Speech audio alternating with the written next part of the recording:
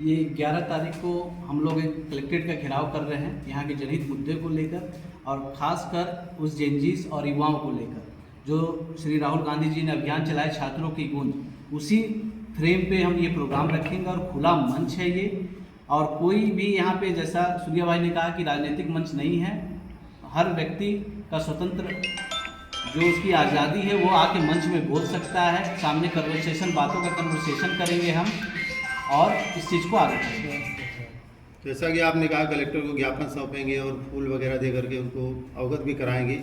यदि आप सभी की जो ये मांगे हैं, जो सिंगरौली के जो महत्वपूर्ण मुद्दे हैं, ज्वलनशील मुद्दे हैं, बिजली, पानी, सड़क, आवास और विस्थापन, कई सारी समस्याएं हैं, यदि ये मांगे पूरी नहीं होती तो क्या आगे करेंगे? नहीं, मांगे ऐसी है ही नहीं कि पूरी ना हो। ये जो भी मांगे हम कर रहे हैं ये लॉ के हिसाब से ही मांग रहे हैं और ये पूरी की जा सकती है, इसमें असंभव चीज़ें हैं नहीं।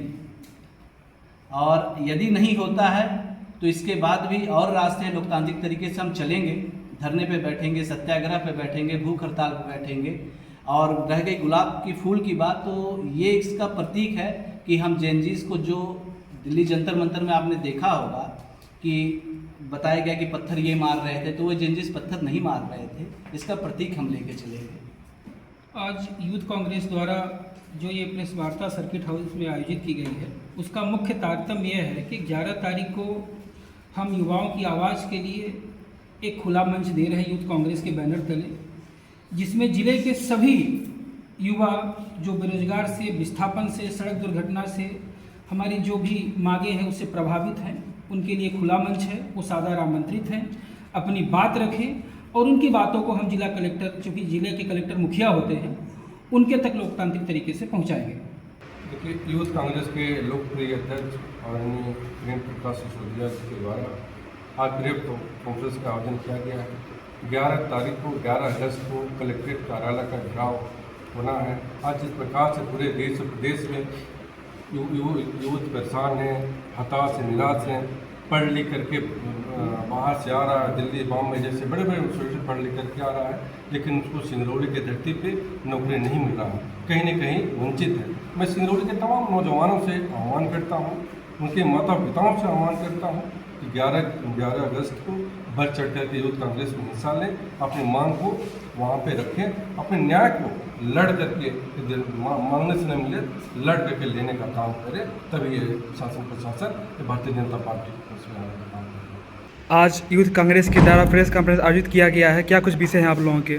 देखिए, सबसे महत्वपूर्ण मुद्दा यह है कि संसाधन हमारा, हित तुम्हारा, पैसा हमारा, विकास तुम्हारा, यह अब यूथ कांग्रेस नहीं होने देगी। क्योंकि सबसे महत्वपूर्ण समस्या सिंगरौली में है कि इतनी कंपनियां होने के बाद भी यहाँ के युवाओं को रोजगार की उचित सुविधा नहीं दी जाती है। दूसरा, इतना करोड़ों रुपए फंड होने के बाद भी न यहाँ पर LLB का एक अच्छा कॉलेज है, न BEd का सरकारी कॉलेज है।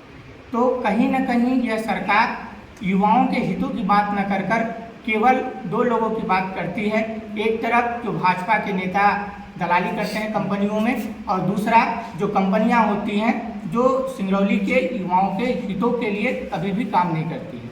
और 11 अगस्त को यह लड़ाई हमारा एक शांतिपूर्वक होगा, जो यह बताता है कि हमारे राहुल जी का, अभी आपने सुना होगा कि अगर जॉब नहीं मिलेगा तो सिंहासन हिलेगा। तो यही नारे के साथ 11 अगस्त को यूथ कांग्रेस का कार्यक्रम होने जा रहा है। और यह लड़ाई किसी एक व्यक्ति की नहीं है, यह लड़ाई सिंगरौली में रहने वाले उन सारे युवाओं की है जो कहीं न कहीं इस सरकार से पीड़ित, शोषित हैं।